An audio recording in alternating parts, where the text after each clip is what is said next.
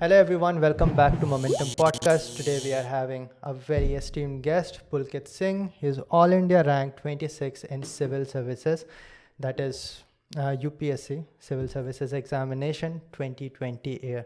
Pulkit, welcome to the podcast. We have never had a civil services topper over here. I'm sure that you can share a lot of things to those people who are aspiring to become so. Thank you. I'm very blessed to be part of this podcast. Like I have been watching some of them, although you might be saying that I'm not coming from this fraternity or I'm something new into this, but I have something common, like which might others might have come on this platform. So I think, although it's something new, but I also, for me also, it's a very good. I believe it will be a very enriching experience the coming hour also. All right. So Pulkit is also a mechanical engineer, which makes him common, has something common from a lot of people. I am a mechanical engineer, a lot of our audiences, and a lot of our audience are engineers. But civil services is something that transcends branches and departments because everyone is eligible for civil services. And I want to just start with, he has a long career, and he graduated in 2015 from IIT BHU. Then he has worked for around a year in DRDO as well, about which we can also talk later because I've talked a lot about BARC and ISRO over here, but DRDO, maybe he can shed some light on it. And then he has extensive teaching and content development experience. But I want to focus on this one thing because I never had any aim of preparing for civil services, and because of that I never understood those people who prepare for it, how do they have the motivation knowing that it is a long game. So you can look at it, he has been working at it for a long time as well. How did you get the motivation, or what was your motivation, Pulkit? Ashish, I think for this, one thing had been very simple. Like, if I've resolved something, and like if I know about the reasons why I'm doing that particular thing, and whenever I am like into that moment, like when I am some self doubt or something, so I just try to recall the reason for which I am doing something. So that is the biggest motivation for doing anything. Like, Okay. I can say, like initially starting anything, I'm a very laid back person in that regard. I'll start something very late, and in fact, even my civil services probation, I had started very late, like compared to my friends. But I started once I'd resolved the reasons for starting it, and then only I Okay. moved into this particular thing. So for me, whenever I'm doing something, if I don't have the reason behind it, I won't even try it. But if I have the reasons behind it, then I'll definitely try it, and then that will be the sole motivating factor for me as such. Okay, so what was your reason? For me, like if I talk about my reasons, like somewhere this thing was getting subdued in me since childhood because I come from a background of services. My father was in army, and then during the college days also, like I got exposed to some officers around it. And then Okay. personally, even when I was working in DRDO, there I realized that this is one area which has kind of influence across all the sectors. Like even if we talk like technological aspect also, like even if I talk from my experience at DRDO, there I realized that people coming from civil services, they have a significant say in the things happening around. And Okay. so I realized the kind of their involvement in the decision making and the kind of skills that they are required. It's quite All right. significant. And the impact that they can have and the exposure a person can have through it, it's quite significant. I think it's unparalleled to anything else in our country, at least. All right. So it is kind of fair to say that DRDO was a point of your life where you realized that you wanted to prepare for civil services. Am I correct? As is partially like it shaped me further. Somewhere before joining DRDO, I had realized that sometime in future I'll be definitely preparing for it. And in fact, Okay. that was a deliberate career choice that I had that time. Like that time, I was having around three offers for placement. I was having an Okay. offer from Reliance, HUL, and DRDO. But I chose DRDO because I wanted to know about the functioning of a government department. I All wanted right. a experience whereby I could know that how a government machinery works. So somewhere that was there before joining. But when I was Yes. working at DRDO, somewhere it gave me more direction that this could be one area again. Like if I want to contribute in technology, I can do it through this aspect also. All right. So it was all brewing at some point or the other in your life. So there's no specific distinct point where you realize these things, correct? For example, your father was in army. or maybe still is in army, and you studied in a government institute, and then you chose to join a government organization, very technical, very research oriented, and then to some point at some point you understood that okay, this is what I want to do. And was that point in which you dropped the resignation letter in DRDO, because you had to leave DRDO, right, somewhere around 2017? Yeah, definitely. Like initially, I tried preparing with my job, but then I Mm-hmm. realized that job of a scientist, it's quite demanding. Like it's not Yeah, just restricted to your office hours. Like if you have correct. to give your wholehearted, like if you have to be involved in the process, you have to be Mm-hmm. thinking about it throughout the time. So then I Yeah. realized that somewhere I'm not doing justice to, like I was having a kind of personal project that is preparation, and I was also Mm-hmm. having responsibility as a scientist. So then I Yeah. realized that why to go on both the boats and just take one, Mm-hmm. like. And by Yeah. the time I had developed certain skills, like from which I knew that somehow I'll be Mm-hmm. able to sail through for the time being, and I'll be also keeping myself motivated and captured in other things also. Hence, I decided to take a break at that particular time. All right. Uh, Obviously, you cannot properly say what was the point where you started to think that you should prepare for civil services, but there must be a particular point where you picked the book, maybe NCRT, or started focusing towards that. Was that a point in DRDO where you started to Ashish, prepare? that also I'll say that it was also very like not concentrated movement. Vague. I had been Mm-hmm. reading all kind of stuff during my college days also. Like during Okay. that time also, I used to read different kind of things. I had read a few NCRTs that time also. Like I Okay. had always been reading, like apart from the course that I was doing, I used to get Mm-hmm. involved in these kind of things. So somewhere I was reading all kind of stuff, but I was not having a concrete direction that time. So I won't Mm-hmm. say that I had planned that time. Also, somewhere like I used to do all, but I was not. I had not chosen a field. Like that time, I Mm-hmm. was even preparing for my GRE, GMAT. Like somehow I can Mm-hmm. say Oh. that I was doing all Mm. kind of things that time. I was just Okay. waiting for Uh-huh. a direction from where I could take myself ahead. Mm-hmm. Okay, and then you finally fixated at UPSC.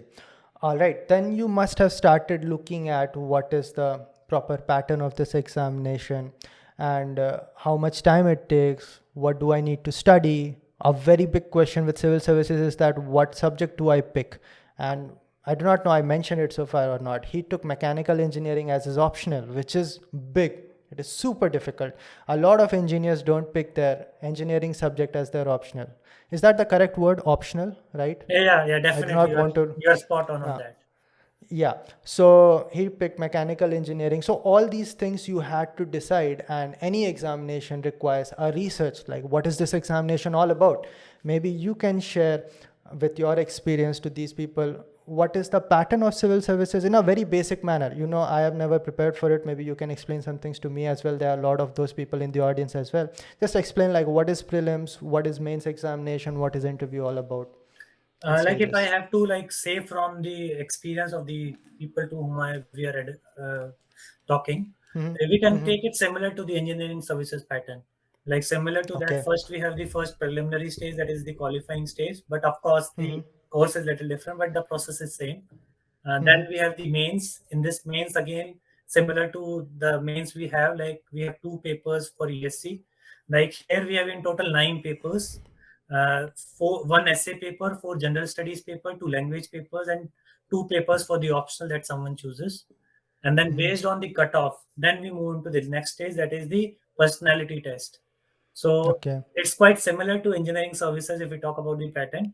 The only difference comes in the number of papers and the course content around which we are checked for our knowledge. Correct. But unlike engineering services, if I'm not wrong, the prelims is just a qualifying round, right? It is not cumulative. The marks will not be added in your final ranking list or something. Yeah, that's quite different here. Like in ESC, they add it in the final list, but here it's just qualifying. They are Okay. not taken forward for the consideration of merit list. I never actually asked you, did you appear for gate examinations and engineering services as well? Yeah, I had appeared for them during my college days. Okay. Through that only, I think you got DRDO, right? No, Because DRDO they was will. my campus placement. Okay, okay, okay. Through Gate, I Mm-hmm. had secured offer in IOCL and ONGC. All right. Yeah, But yeah. What was your rank? that time my rank was 250. Okay. Yeah. Yeah. All right. 2015 is great because 2015 was flooded with PSUs. Yeah, People yeah, yeah, today will definitely. not be able to understand it. Probably had the maximum PSU jobs through GATE examination. Yeah, yeah, And after that, that year it was a started. very, like, it was a boom year somehow. Yeah, yeah, And that was the peak. Okay, great. Now, please explain a little bit about what is prelims all about, what is asked, what kind of questions, what is the pattern in the shortest form or brief form that you can explain. okay, fine. Like for me, prelims paper is an objective paper. Like it's a bread and butter for any engineer. Their life is built upon objective papers. Hmm. And I Hmm. believe in an objective paper, like the answer is written on the answer sheet. You have to just recall the correct answer. So I had this basic Yeah. strategy there also. Like, Hmm. of course, like the syllabus that you have to cover is little vast vis-a-vis for the engineering services. But at the Hmm. same time, just rely on this fact that if you have read something, you have to just Hmm. recall or you have to just pick the correct answer from the given four answers. Hmm. So, and the kind of questions, definitely, like it's what I'm saying could be like in a way which I'm saying that it's not very difficult to do, but Hmm. definitely as an examiner does with the gate exam also, he'll give you some Hmm. confusing options from among those, and Hmm. he knows that where you will be falling short or where you might get a confusion. So you have Hmm. to be in the process very clear about it, like where a person can be confused about. Now, if you talk Hmm. about the syllabus here, like they mostly focus on the general studies aspect, Okay. like Hmm. something similar to that we had before 2017 in the engineering services, the general studies paper. Now, Hmm. in this, we'll be having questions from polity, economy, history, Hmm. environment, like international relations, current affairs.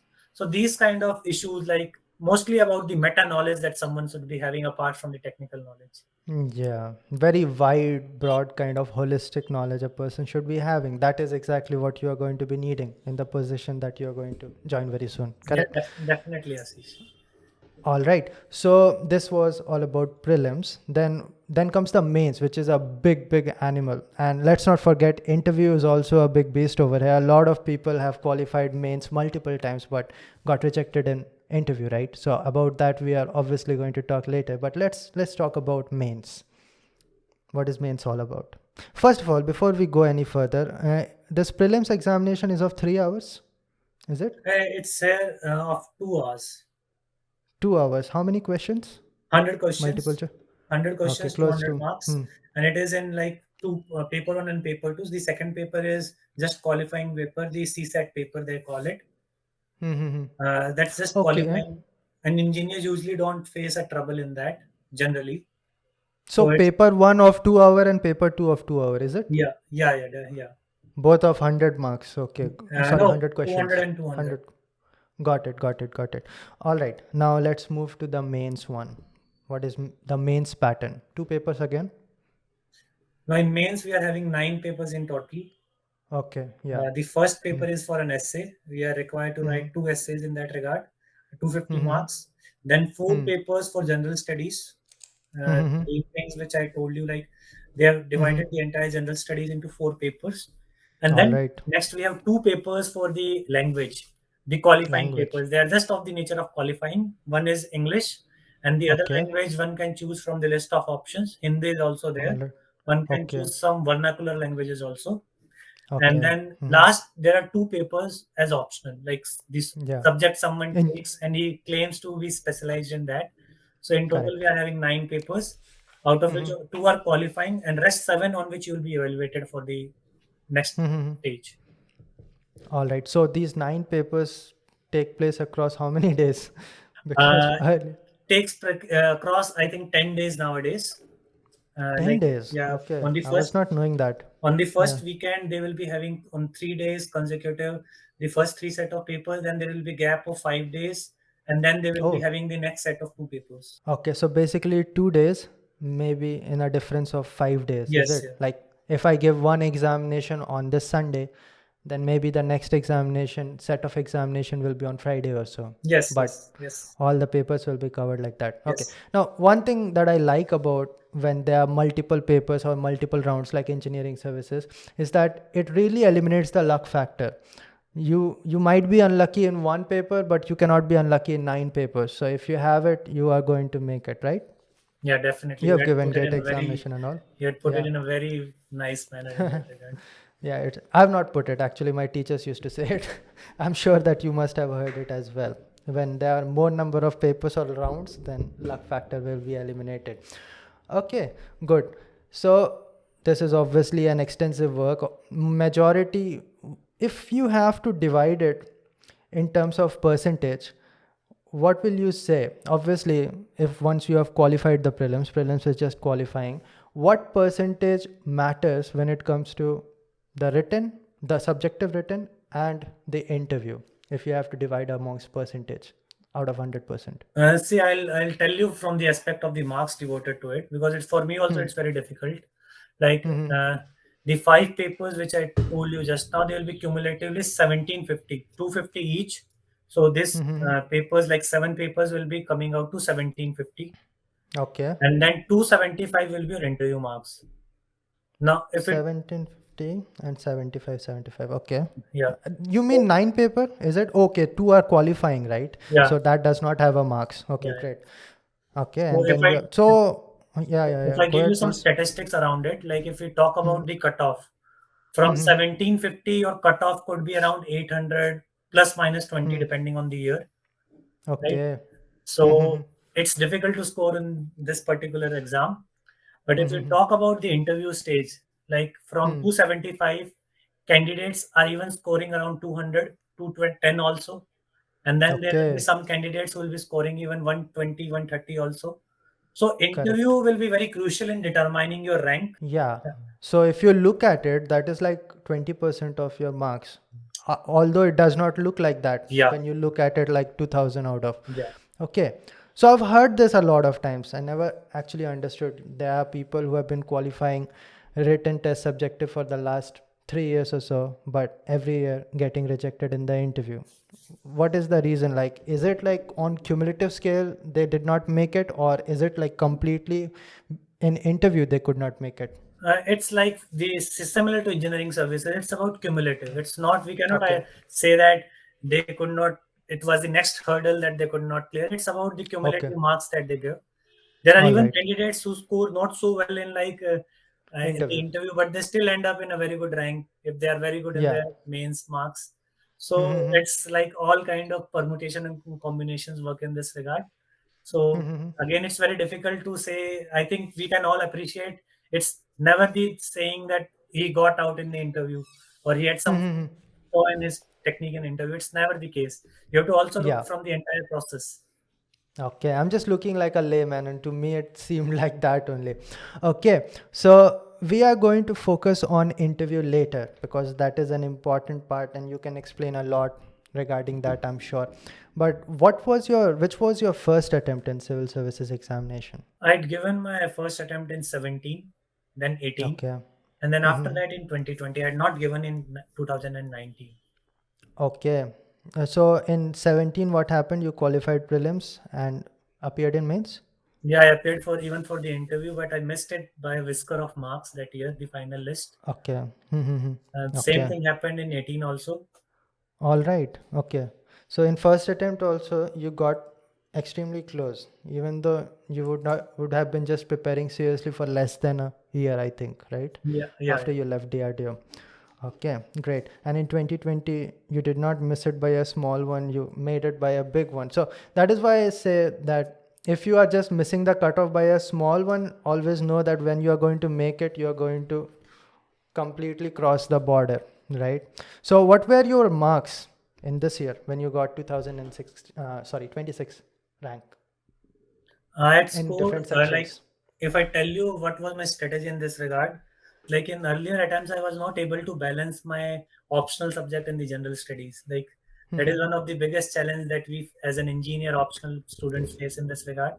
So this Mm-hmm. year, like I worked on that regard. I made sure that I will not be lagging in any of the papers, and I'll Mm-hmm. try to like among the seven papers which I told, I tried Mm-hmm. that I will excel in any three of them, and Mm-hmm. like I will take myself above average. So if Okay. I do that particular thing, and then in interview also, initially I did not rely much on interview. I was believing that I'll be scoring something average. So I was planning it from this way that I'll score Mm-hmm. good in and at least in three of the papers above the average, Mm-hmm. and then Mm-hmm. definitely it will scoring in two more than average will take you into the list, and if you do it in Mm-hmm. 3, it will take you into the final list in the top 50. So that was Mm-hmm. somehow I was managing it, because that time for me it was very difficult, as I had to manage with my job also. So I Yeah, did yeah. this kind of strategy with. Okay, so finally it clicked for you. You brought a interesting one. I was saving it for later, but let's go at it right now. The optional subject. Since 2017 only, you were picking mechanical only as an optional subject, correct? Yeah, I had taken mechanical in all the 3 attempts. Why did you pick that? Because a lot of people go for other subjects as well. I'll be very, like, there will be kind of confession on my part that I had not thought much about optional that Okay. time. It was a Mm-hmm. kind of a default choice for me, because earlier I had Hmm. appeared for engineering services also, Uh-huh. and I had Yeah. secured a rank there also. So Oh, is it? What was your rank I in was ES? all India rank 55, Okay. Which year? 16. All right. Okay, okay, okay. All right. So you just picked mechanical because you were. See, engineering services has a subjective paper. Level of question just might be a little bit higher, but it will help if you have already prepared Yeah. for technical subjects, right? So it acts as your strength. But then my question is that why do people find it extremely difficult to take engineering subjects for It's civil to be services? very honest about it, it's quite difficult in terms of balancing it with the demand of the other papers. Like, if you Mm-hmm. take other subjects as an optional, you will be having some Mm-hmm. kind of inclination on the other topics. But engineering option will not be helping you anyhow in that. And the second Mm-hmm. reason is the kind of approach that we have as an engineer, or when we prepare for an engineering exam. It's very Mm-hmm. different vis-a-vis the requirement of the other papers. Like, if I Mm-hmm. just analyze it in very briefly, like when we read Mm-hmm. about IC engines, we focus on its working, we focus on its efficiency, what could be the value, but we never Mm-hmm. focus on in which year Otto discovered it, or what were the earlier people who were discovering Mm-hmm. around it. We never focus on these kind of descriptive as such. We believe in the application. So, Mm-hmm. but if we talk about the other papers, there they require you have to be descriptive about things Hmm. we generally ignore when we study. So there's a little difference in the approach than we have. So that also makes Yeah. it little difficult. Like, in fact, I was facing this challenge. Like, I used to always focus on the uh, concepts, on the, or on the areas which I need, that this is something, or this some idea is lying there. But I used to never write those factual things which I was doing in the earlier ones. So I think All these right. are the few reasons like people don't go for this as an option. So it is so difficult that some people find it easier to start a new subject from a scratch than to continue what they studied for 3 or 4 years, right? Yeah, definitely. So I have seen like 1 or 2 examples of people who took a core engineering subject and qualified civil services examination with flying colors. How many do you know? Like in numbers, if you can say 10, 20, 50. Like, if I say statistically, since the syllabus changed in 2013, like if we take Mm-hmm. across streams, like across streams Mm-hmm. means civil, mechanical, electrical. Like, these are the three Mm-hmm. streams that they offer as optional in this. Electronics is Mm-hmm. not there. I'll just mention this. So, Electronics can appear in electrical, yeah, right? they can appear with an electrical option. Mm-hmm. If I Okay. take cumulatively, you won't find more than 15 or 20 odd people Okay. in the last Yeah. 7 to 8 years who had Mm-hmm. qualified in the top 50 with this optional. So, like, Mm-hmm. that's Okay. what statistics are saying. We do find number of people in the list, but Mm-hmm. because that will be definitely on the higher side. But if we talk about Yeah. the top 50 or the top 100, we'll find very few of them in this. Yeah. On the other hand, if you look at people who do qualify, must be spectacular with their subjects, right? In engineering, because it is the highest level of engineering test, won't you say? Ashish, I would put that it's more about, like, less people Hmm. take this. Like, to be very honest, Okay. very Hmm. few people. Like, if I talk about statistically, in the last 3 to 4 years, I have seen only around 20 to maximum 25 people appearing with mechanical as Got an it. optional. But I'm not comparing them. I'm just saying that since they find the level of questions so difficult, so people who are appearing must have had that level of preparation, right? Of their Yeah, technical subjects. definitely. Like The you have to preparation study required is, turbine and yeah, hmm. preparation required is quite intensive because of the marks Hmm. that they which are involved in this. All right. Let me ask you a question that a lot of people might be thinking. How will your mechanical engineering knowledge will be helping you as a civil services officer? I see, it's very Yeah. difficult to put in this way, like, but we always should see our, like, whatever we have learned. we should try Hmm. to see its application in other forms. Like if I can give you one good example, like our topics of industrial engineering and what we study there, like Hmm. that is very well can be applied across in anything that you are doing. Like if you, for Yeah. me, like anything is like supply chain. Like if even if you are working in an office, that is also Hmm. supply chain. Like if you just Hmm. adopt those principles, like if you just follow what are the raw product material required and how is the Hmm. process of flow of information and the material, same thing will be there in any office, whether you are talking Hmm. about public service delivery or any kind of thing that you will find Okay. anywhere, right? So this is the first thing, like, but you cannot say that you are using it directly. You'll have to somehow apply it Hmm. in different scenarios. Okay. And the Yeah. second thing which I think of will be of great use will be our topics that we study generally in thermodynamics and fluid. Because Hmm. invariably these kind of things, if you go into society, you'll encounter them in any kind of role. Yes. And if Yeah. you have this kind of, if you have this kind of background, you can understand these kind of topics better. Like if you are having a good knowledge about heat transfer and thermodynamics, you can understand the phenomena of climate change better. You can frame Hmm. better policies around it. So like Okay. if you are good with like if you are very well updated with the kind of things taking place even inside Hmm. in the automobile industry or in the semiconductor industry, then these Yeah. things will be helping you in terms in policy making. So Hmm. what I believe directly, I, in fact, this was a question even asked to me in the interview also. So Yeah. directly, if you say that no, directly I'll be using it here, that will not be Hmm. a fair idea. But you can Yeah. always say that you will be using the kind of knowledge that you have gathered or the ideas that you have worked upon in some form or Hmm. the other. Okay. See, I'm super bad at the field of bureaucracy. So I just want to confirm whether civil services officer is the correct term or what are you going to become? Yeah, in fact, civil services officer, even an engineering service officer is a civil service officer in that regard. All right, right. So, Then that is like, a correct term, yeah, right? yeah, Okay. Okay. So let me elaborate it even further. So Ministry of Defense, under which DRDO also comes, does it have civil services officers under that yeah, at some level? definitely, and they have a very At, significant role. Like yeah, if we please talk explain about the hierarchy and all.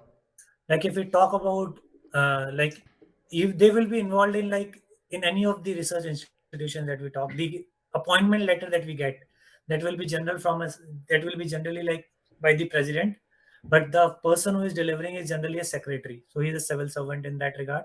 So that's the Okay. involvement of bureaucracy. Now any Mm-hmm. institution that we talk, like the role which I was saying, that which I found, like even in DRDO they are involved, like Mm-hmm. whatever you are doing you require finances, and Mm-hmm. any project require finances, and they are reporting these things to people who are managing this kind of things. Like Yeah. even at an institution level, like for a DRD or something else, that time you have to manage like which project will be devoted what kind of resources. So that is also a Correct. job of a civil servant in that regard. Yeah. Yeah. So they do have a definite role in this regard. So Yeah. we can find them across the institutions also.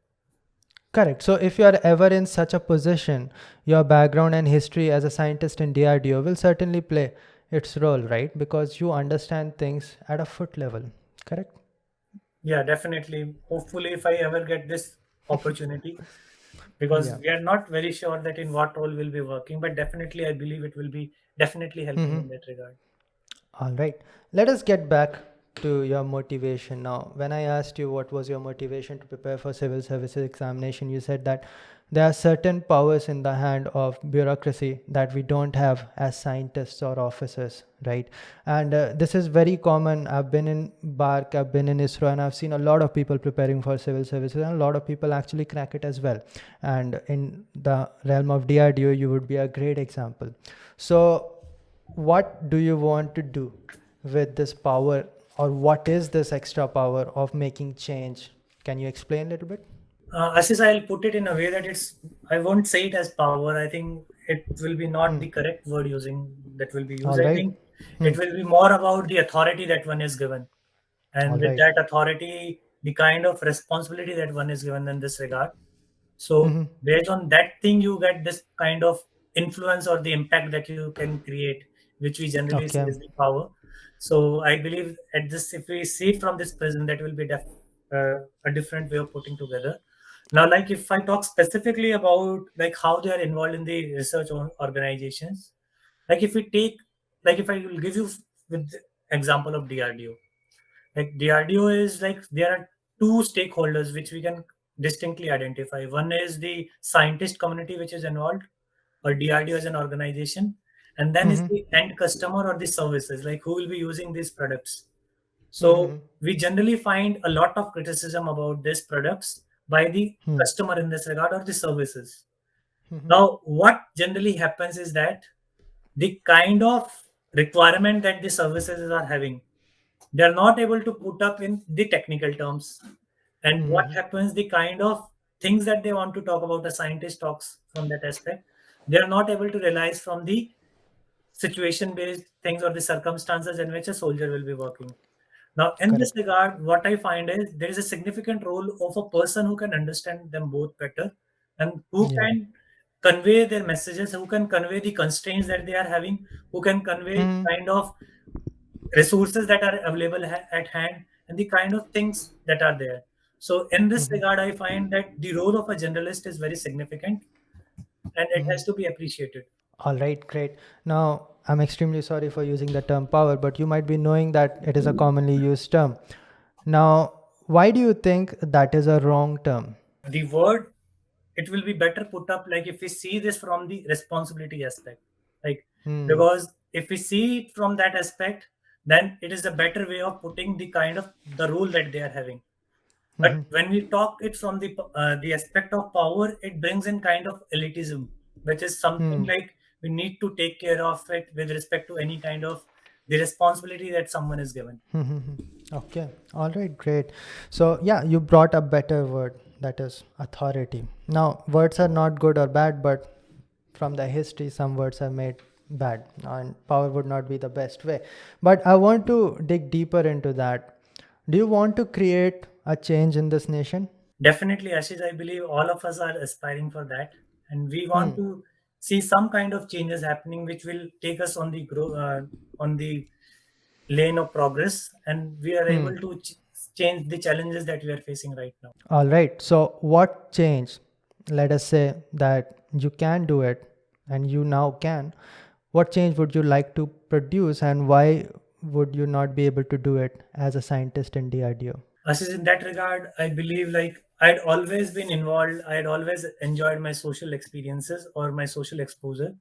So in this Mm-hmm. regard, like I have come initially from an agrarian background, like from that aspect, like I have some ideas around it, and then even with Mm-hmm. respect to the education sector, because of the Mm-hmm. experience that I was having.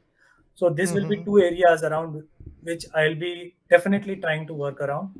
But All apart from right. this, Ashish, I believe like I don't believe in kind of having radical views or something like something which will be just changing the things around. We just believe in incremental changes.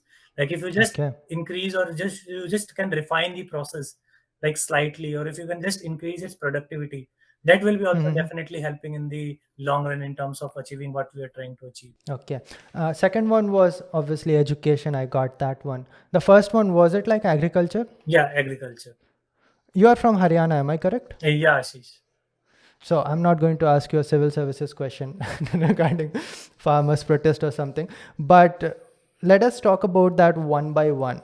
Do you have any idea of how you are going to create a change in agricultural field? See, in that regard, I had initially worked also in this regard. Like right Okay. now, also during the lockdown, I was also involved in the agroforestry uh, process.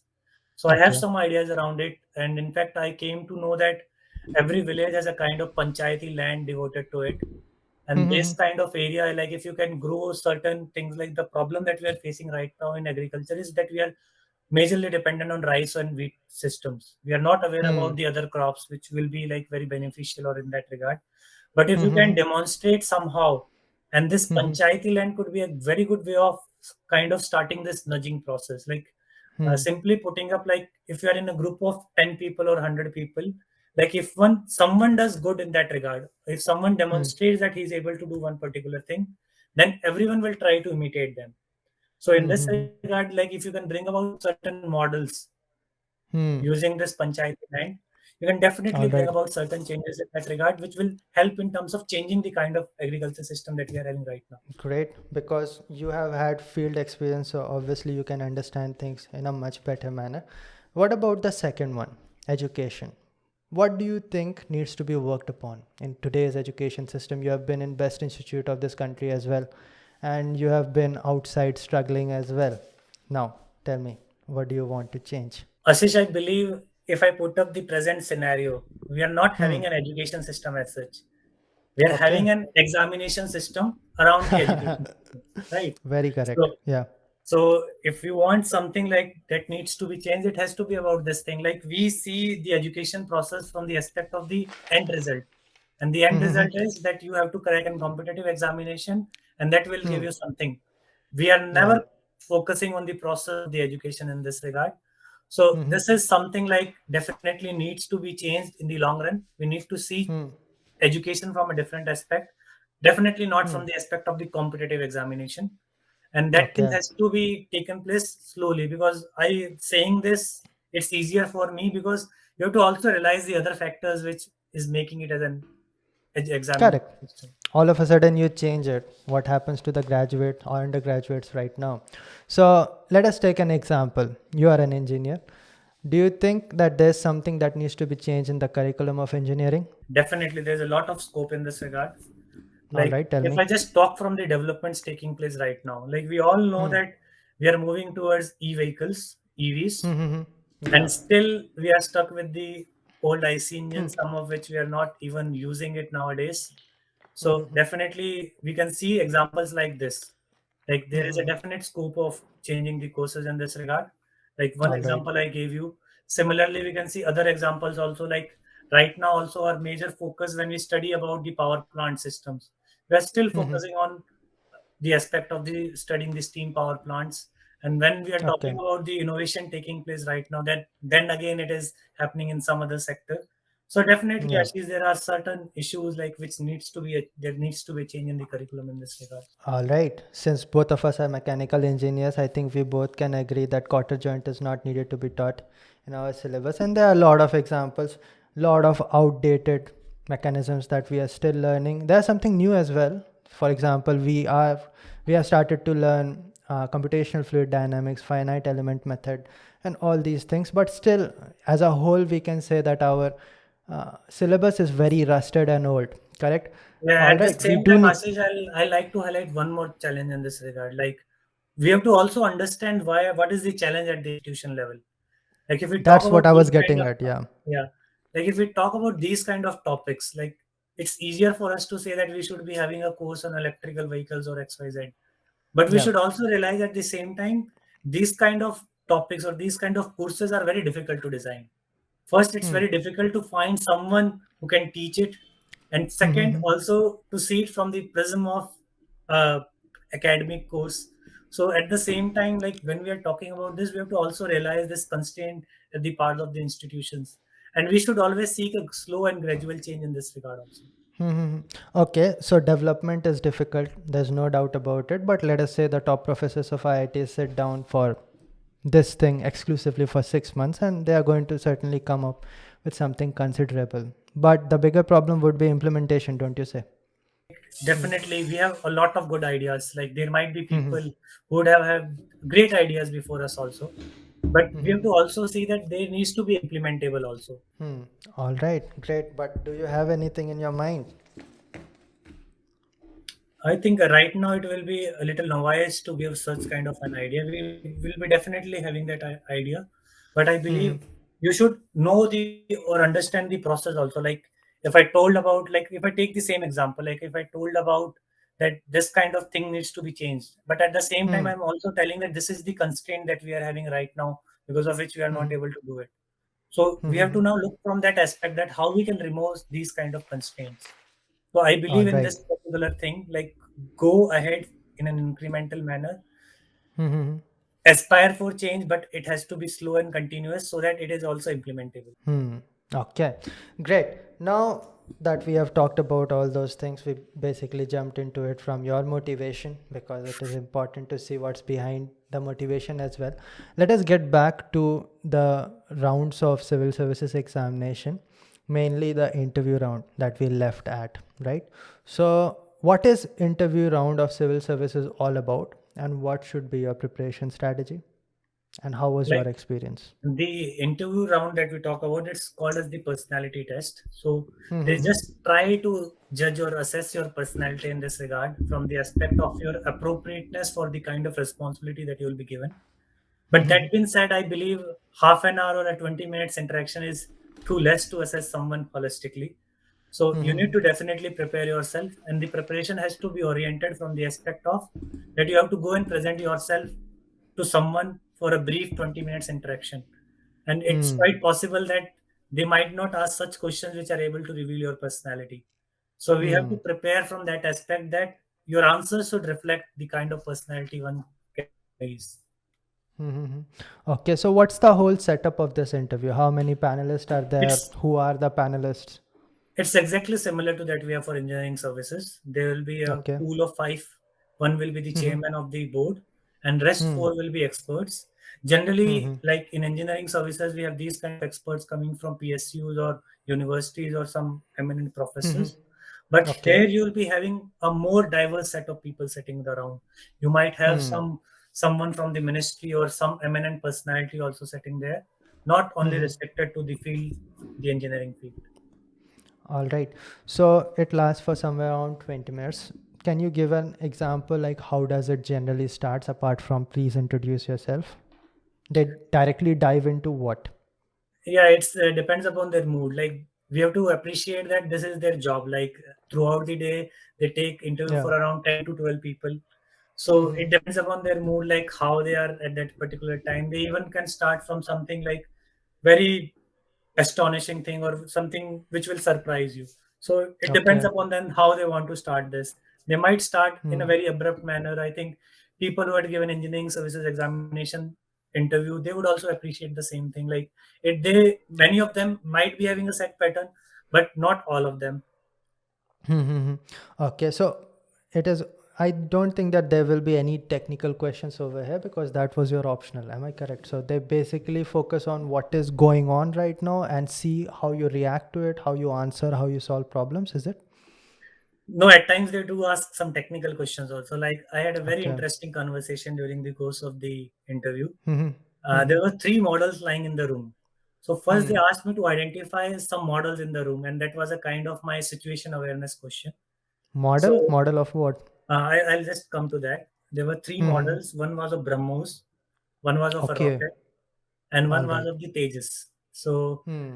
there were three models in the room, and then Mm-hmm. I had to first identify them and then explain their working principle from a scientific aspect. Mm-hmm. And then if they made it more generalistic, they asked me like I had to give some suggestion, like I had to give my opinion that why these three models are lying in that particular room. So Hmm. for me, like I did get a technical question in that regard, but it was a very good question from that aspect that it was more of a situational question rather than that they had prepared something that they have to ask this candidate in this regard. Mm-hmm. Okay. So they do ask technical questions as well. As far as judging your personality, can you give an example of a question that they asked? Like from that regard, I believe they might have judged my personality from the same thing which I told you. Like you have to just tell All us right. the reason that why these three models are in this room. Mm-hmm. So because And any current affair kind of things they asked you? they didn't ask me specifically uh, Mm-hmm. from the current affairs, it was more from my detailed application form, and they had All asked right. regarding this also. If I Hmm. talk now specifically about from where they had judged my personality, there was a very Mm-hmm. interesting question on the same ground. Like there were the flags of the Indian Armed Forces in the room, and then the chairman sir had asked me to identify each Hmm. service's flag, and how you have Hmm. to like somehow match the service with their flag. So in Hmm. that there are five flags in total. So I could not All right. identify the first one itself, but then Hmm. I took permission from sir and I just started eliminating them. Mm-hmm. So Hmm. in the end, I could identify four of them. I could not identify the fifth one, but they Hmm. appreciated that thing. Like I just didn't give up in that particular aspect with the first option. And then in All the right. end, even one of the member also mentioned that he is definitely an engineer. He even turned this question into an objective question, and then he eliminated through the options. So they All do right. have this kind of thing, but you never know what thing they're looking for it in this regard, right? Yeah. So Correct. you But first thing is that you should not be judgmental about like or how you have to Mm-hmm. reveal this kind of personality. You have to be just relaxed about it, and they will like, if you just enter the room with a relaxing pose, with a relaxing smile, that will Mm-hmm. also tell a great thing about your personality, I believe. I don't think that this is an interview you can prepare for like even in 4 or 5 months. This is something that you grew up with or something that you developed over years. Am I correct? Yeah, definitely, Ashish, in this regard, I believe. All right. Also, it requires a very, very wide and universal field of knowledge. Like, not everyone is aware of BrahMos and Tejas plane, and not everyone is aware of all the flags of Indian Army. So, to some extent, you can say, I don't know, or you can play smart, but at some point, you do have to have information and knowledge as well. Correct? So, you have to keep on learning as much as possible. Yeah, definitely. Okay, But great. there's no harm in saying a no to a question which one doesn't know. In fact, that also Yeah, reveals a great thing about someone, because there will yeah. be If you few things don't know, like there will be few things which you might not be knowing when you are on the field. So that yeah. will also reveal your humbleness or your acceptance that you are not only seeing it as a knowledge fight, but something about which you are very curious or you want to learn. Mm-hmm. It is very important to understand that nobody knows everything. And the Yeah, worst thing that you can do is waste the time of interviewers by pretending that you know, right? All right, great. So we can talk about this one last thing that I want to share with the new aspirants or fresh aspirants or those who have not even started. If someone is thinking of preparing, whether it be a person who is 18 or a person who is 24 or a person who is 30, thinking of starting to prepare for civil services examination, what is your suggestion to them? my first suggestion will be the same thing. Like first identify your why in this regard, like why you want to do this. Mm-hmm. Then think Mm-hmm. about like when your why is you have logged your why, like why you want to do this, then never forget this why, that why you started this particular thing. And then just Mm-hmm. aspire to finish the thing that you have started. So this will be my first message in that regard. And second will be like, I will not be saying restricted to civil services itself. I will say in general, like whatever you want to do or whatever aspiration you might have created yourself or society would have put upon you. Like because many of the Hmm. times our aspirations are inspired by society or things happening around us. Just get Hmm. into the process, be sincere about your efforts, take actions regarding it, and just Hmm. believe in the process that whatever is the result, irrespective of that, you will be doing something good, whether you are able to achieve what you are trying to achieve or not. So I think this will be the two things that I'll try to say to any aspirant in this regard, irrespective of the examination for which one is preparing. All right. So you have appeared in civil services examination across 4 years, total 3 attempts, and it was definitely a long journey. Now, two things really plays into role when the run is so long. Number one, consistency, and the second one, motivation, because everyone is demotivated at some point or the other if you're running for 4 years. So, what will you say about consistency? How Definitely, one has important to is it? be very consistent in his efforts, but Mm-hmm. slightly I have a different take. Now that consistency has to be wholehearted. Like someday you are feeling like you are burned out, you don't want to study. Like suppose you are studying hard for continuously 5 to 6 days, then you can Hmm. take a break on a day. Hmm. But that has to be a All right. planned break, right? Then it will be part of the consistency. But if you are like some day you are studying and next day you are not distracted, you are not studying it, that will be something Mm-hmm. inconsistent. So you have to see from that aspect, like even when you take breaks from something, that has to be also be part of your consistency aspect. And if you are able Mm-hmm. to do the same thing over and over again, and I think Hmm. that thing is something which is across any sphere that we talk about or any phase of life that we talk about, especially in the adulthood. But earlier Mm-hmm. it might be like we were not as clear about this thing, but I believe now with this age and the kind of challenges that we have to be very consistent about anything that we are doing. All right. And what about motivation? Were there times that you felt demotivated?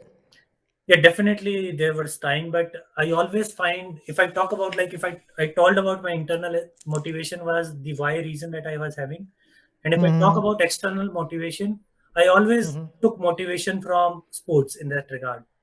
All Like right. I used to take inspiration from the kind of instances or kind of events that I used to see around.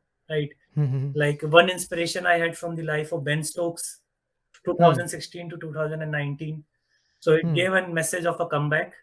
And I'm not sure Mm-hmm. that what is happening right now with New Zealand, right? Mm-hmm. But I just want to follow that up also, because that will be again a new story for me from 2019 to Yeah. 2021. So I do Correct. look up for these kind of stories for motivation. Like if I'm talking about Hmm. that kind of motivation, I find motivation from these kind of instances. Hmm. There's absolutely no doubt that the saddest part of your life in the last 3 years would be the two failures in, I think, 2017 and 2018 years, when you appeared even in mains examination and just missed by a hairline. So, how did you pick yourself up from those failures? I really want to know. That time, like initially, I was like little disheartened. I was feeling little bad about it, because that Hmm. time also I put a significant effort in this regard. But I Hmm. took a break for a day or two. I just rejuvenated myself, and then I just Hmm. knew that I have to just go about the process, right? Hmm. And then, like after the 2018 attempt, like when I Hmm. was having the failure second time, Hmm. that Hmm. time I took a little break from the process. I realized Hmm. that I'm making my efforts, but it's Hmm. quite possible that my efforts are not in the right direction or the direction that it should be. For me, Hmm. efforts are also like a vector. So then I Hmm. just thought about taking a break from it, just to reorient Hmm. my direction in that regard. And Hmm. then I was simultaneously involved in the working also. So that somehow I used to manage myself, like at least I'm not sitting idly, I'm doing something. So that Yeah, for people who do not know, he was a content developer and teacher in the years 17, 18, and 19. He was not idle. So that is great. You shared a lot of things. There's a last question that I want to ask from personal experience, and I'm sure that you must have faced, but I want to know how you dealt with it. Social life.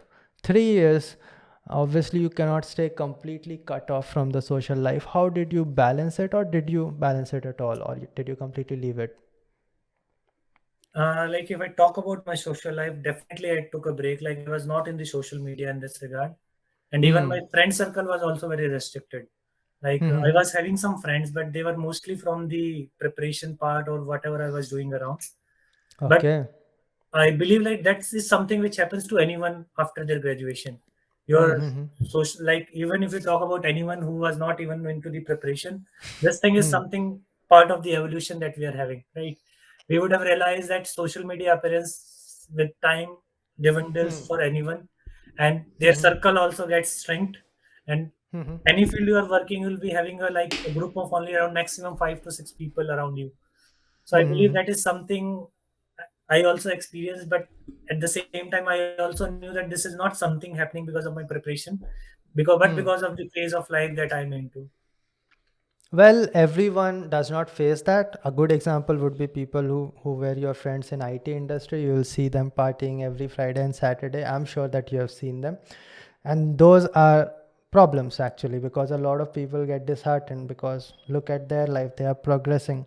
And look at me, I'm studying for the last 2 years, failed last time as well, failed 2 times. What do you say to that? How did you motivated yourself in those moments? Yeah, definitely there are some times when you start comparing like this, but at the same time, you have to also realize that it is their path which they have chosen. It's about their life Hmm. that they want to pursue in that particular field. And it Hmm. could be possible that I am not having the kind of skill set that they are having, and because of which I have Okay. taken this particular path or the particular aspect or the particular avenue of life. So for Hmm. me, it was very easy to rationalize this kind of things.